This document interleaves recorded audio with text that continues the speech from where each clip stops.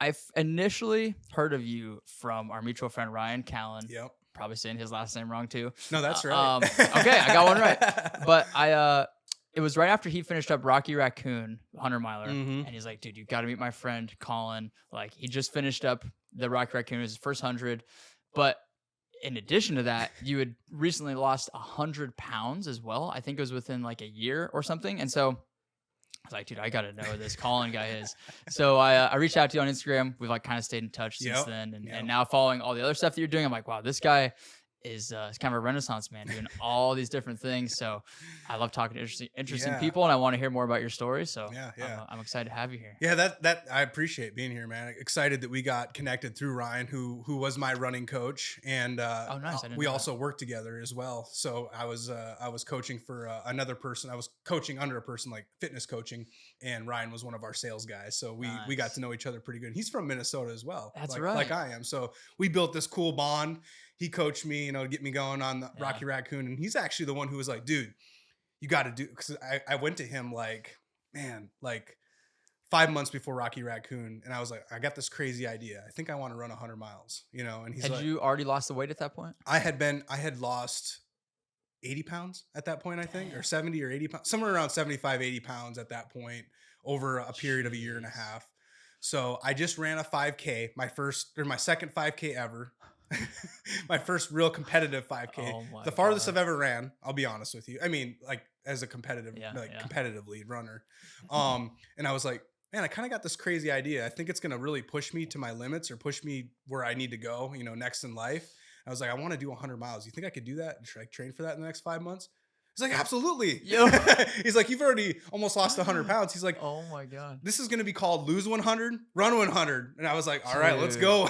You ran a 5K, and the next thought you had was, can I run 100 miles? Yeah. That's insane. I know it sounds crazy, but it's like, I don't know, just something over the last couple years has really Yeah. put me in this place where it's like, every time I do something really, really, really hard that pushes me super far out of my comfort zone, that's where the most growth happens. And I think you could probably relate with that in the last couple of years of your life too, because I followed you enough to see like where you're at, how you're pushing hard too.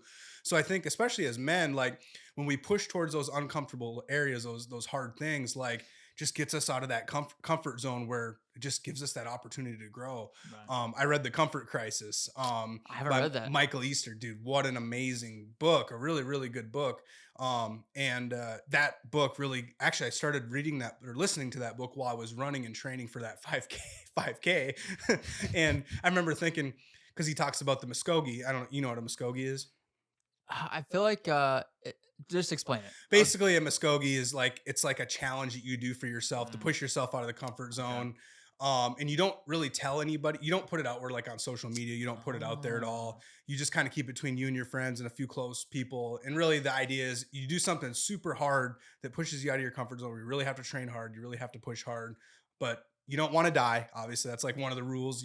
You're not supposed to die, and you're not supposed to tell people about it until afterwards or after you've accomplished it or failed it, whatever, whatever you've done. But I started thinking about that. I was like, man, that's kind of a really cool concept, like the Muskogee idea. I was like, I don't know if I'm ready for a Muskogee right now, but I definitely am ready to like get out of that comfort zone and start pushing really hard towards things. Because obviously when you lose 70, 80 pounds, like that's really hard in itself. Yeah. You know what I mean? Especially coming from COVID, I gained 50, 60 pounds over that 2020, super complacent, not leading my family. I'm married with three. I had 2 kids at the time, so I wasn't leading from the front. I was depressed. I was just had a lot of issues going on, man. And that year in itself, just mentally, was not a good year for I think most people. Yeah. So from there, I went from obviously losing a bunch of weight to getting to this point where it's like I trained for this 5K. Like we went back home to Minnesota to visit my family, and I saw there was this like the local 5K going, the summer 5K, and I'm like, oh, that'd be kind of fun to like competitively run that and see how good I can do. I've never done a competitive race. Honestly, straight up, I don't even like running, to be honest with you. I think I told you that before when we first talked. Like I'm not a runner. Like I played college football. Like I like hunting and hiking and stuff like that. So I'm cool into that, but I like to lift weights, man. Like I'm a power guy. Like I played college football. So, me lifting is my zone.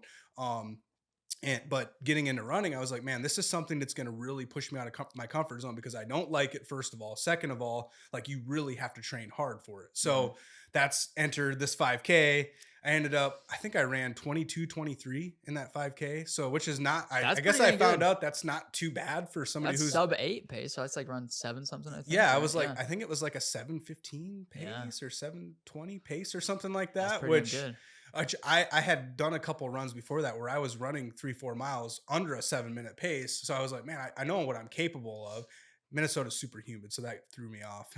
but anyway, man. So More I than Texas? yeah, well, more than San Antonio. San Oh, okay, Antonio's got okay. more of that Okay. dry heat where we're at. You know, it Right. can get humid, don't get me wrong, but Yeah. Minnesota's like 100, it's like Houston. It's like 100% humidity. It's Jeez. horrible. That's rough. So I just remember that morning we were like running. I'm like, oh my gosh, I'm gonna die. You know, you're going threshold the whole time. Yeah, You're yeah. just going balls to the wall. But I ended up getting second place in my age class, and I'm like, man, this is Nice. kind of cool. Like this is sweet, man. Maybe I have a career in running. I Not love it. really. I hate it, but I That's I was mean, especially for a bigger guy, that's like that's super yeah. respectable time. And I was, you know, I was 220, 225 at that point, 6'3", 225. So I wasn't at my smallest point. You know, I still Right. had, you know, maybe I was 215, 220, somewhere in there. But anyway, not that it matters, but it does help you obviously as you lose a little bit of Right. weight and get in better shape to run faster. But You I have don't, that like dog in you though that's required to push yourself to those limits.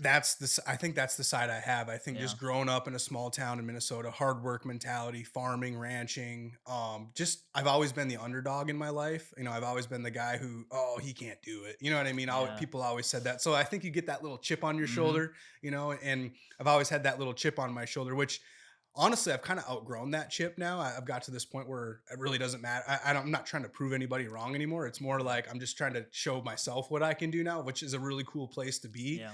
But I think having that chip on your shoulder at times is a really good thing too. Having that, you know, that other side of it. So for me, it was like, man, I kind of had this chip on my shoulder. Even when I was doing that 5K, I kind of had that chip on my shoulder where I was like, what else could I do like to like really prove people wrong? Like this guy who's 290 plus pounds over, you know, just a year and a half ago, not that long ago, really. Yeah. Um, When did you start kind of losing the weight? so it was the end of 2020. Um, it was right around Christmas time. So my son Uh, was due to be born on Christmas Day, and he wasn't born yet. He was delayed. But we were visiting my in-laws. We were staying at their house, and because we were getting ready to obviously have our son, we were gonna go to go to like have the child like close by there by my mhm. in-laws house. And anyway, so I remember just like, so we're staying at their house. We're not at our own house.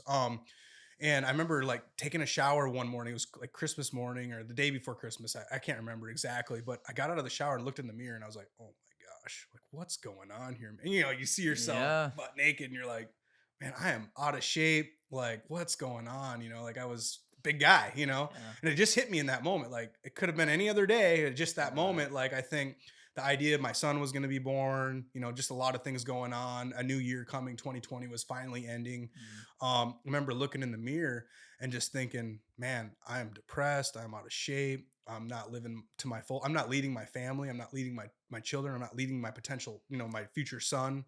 Right. I'm an example to them, and I can't even lead myself. So I remember just thinking in that moment, I truly believe it was God. Like He kind of just opened my eyes in that moment, woke me up, and I had that self reflection where it's like, hey, Colin, it's time for you to grow up. It's time for you to quit making the excuses and take ownership over your life because this isn't anybody else's fault. This is your own fault.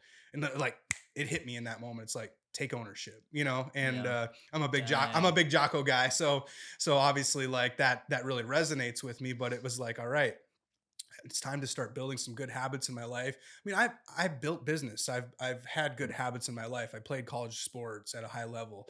You know, there was different spurts and times in my life where I've done really well, Mhm. but then it was like it wasn't consistent. You know, there wasn't that consistency you need as a high level, you know, high caliber man, I believe.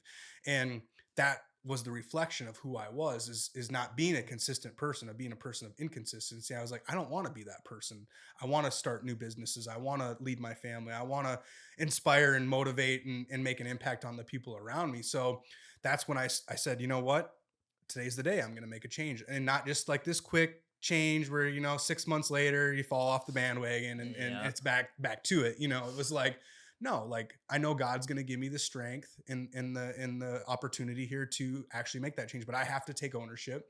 I have to really start to build real habits, do it the right way, not just some quick change, overnight change, It's a whole which mindset yeah. and like lifestyle change you have Yep. to have. You can't, like you said, you can't just have the 6 minute abs or whatever, like the instant gratification and think, Yeah. dude, that's such a problem. I think in today's society, I especially, agree. is like everybody wants that one thing that's gonna make the difference, that one thing that's gonna turn their life around. Like say you're training for a marathon or something, it's like not one workout is gonna Mhm. make or break anything. It's like Yeah. it's not one cheat meal, it's not one Yeah. healthy meal, Yeah. whatever. If you're trying to lose weight, like it's just the culmination of all these little things, and it's a whole lifestyle change that you have to have. Yeah.